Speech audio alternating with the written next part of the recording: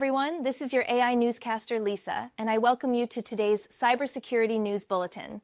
We've got a triple whammy of data breaches and malware attacks to discuss. First, a massive data breach at DISA Global Solutions, a U.S. drug testing firm, exposed the personal information of 3.3 million people. Have I Been Pwned added 284 million compromised accounts to its database. A new Linux Backdoor targets governments and universities, and a sophisticated malware campaign using compromised GitHub repositories to steal cryptocurrency. Stay tuned for that, but first, a huge thanks to Stonefly for sponsoring this video. Now back to the news.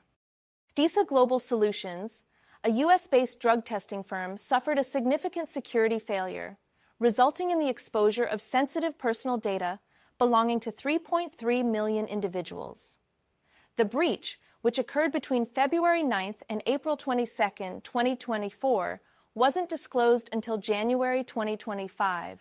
The compromised data included full names, social security numbers, driver's license numbers, government-issued ID numbers, and financial account information.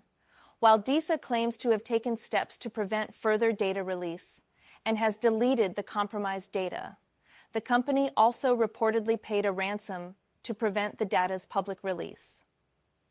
The other data elements remain unspecified, but given DISA's services, this likely includes personally identifiable information, contact details, employment history, criminal background checks, drug and alcohol testing data, and medical information. DISA is offering 12 months of free credit monitoring and identity theft protection through Experian. Next, the Have I Been Pwned recently added a staggering 284 million compromised accounts to its database. This massive influx of data comes from a 1.5 terabyte collection of InfoStealer logs, dubbed Alien Text Base, that was discovered on a Telegram channel. The data contains 23 billion rows of information, with 493 million unique website and email address pairs, affecting 284 million unique email addresses.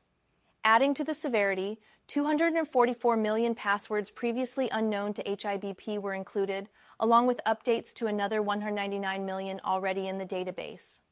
The sheer scale of this breach is alarming, highlighting the vast reach of InfoStealer malware and the constant threat of credential stuffing attacks.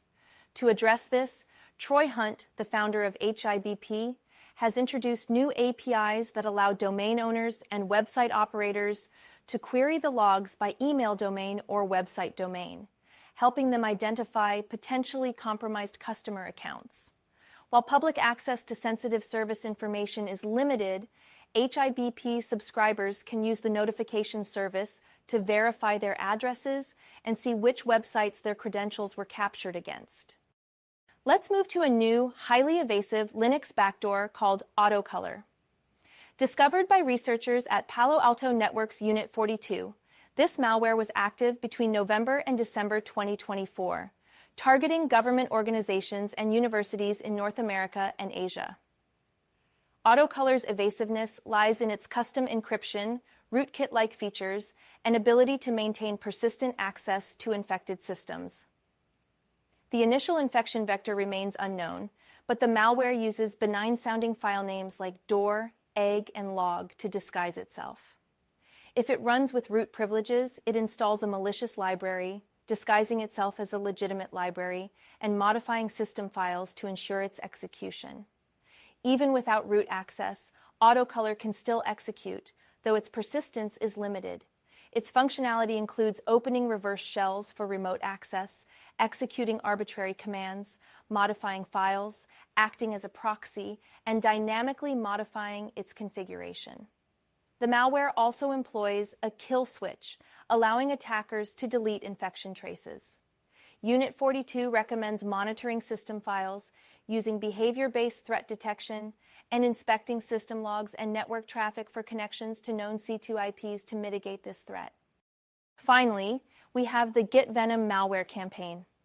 This sophisticated operation leverages hundreds of compromised GitHub repositories to distribute malicious code, including InfoStealers, remote access Trojans or RATs, and clipboard hijackers. Active for at least 2 years, GitVenom targets users globally, with a particular focus on Russia, Brazil, and Turkey. The attackers create fake projects with detailed descriptions and inflated commit numbers to appear legitimate. The malicious code, written in various programming languages, Python, JavaScript, C, and C++, downloads a second-stage payload from an attacker-controlled GitHub repository.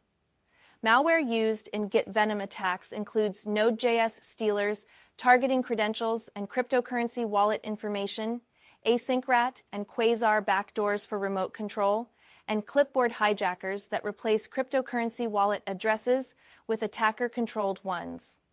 One attack in November 2024 resulted in the theft of 5 BTC, approximately $500,000 USD. And now a word from our sponsor. Get a 300 terabytes Veeam, Rubrik, Commvault Immutable, and air-gapped backup and disaster recovery appliance for $17,995. Contact sales at stonefly.com for details. Don't forget to like and subscribe and check back for more cybersecurity news and analysis. And as always, thanks for watching.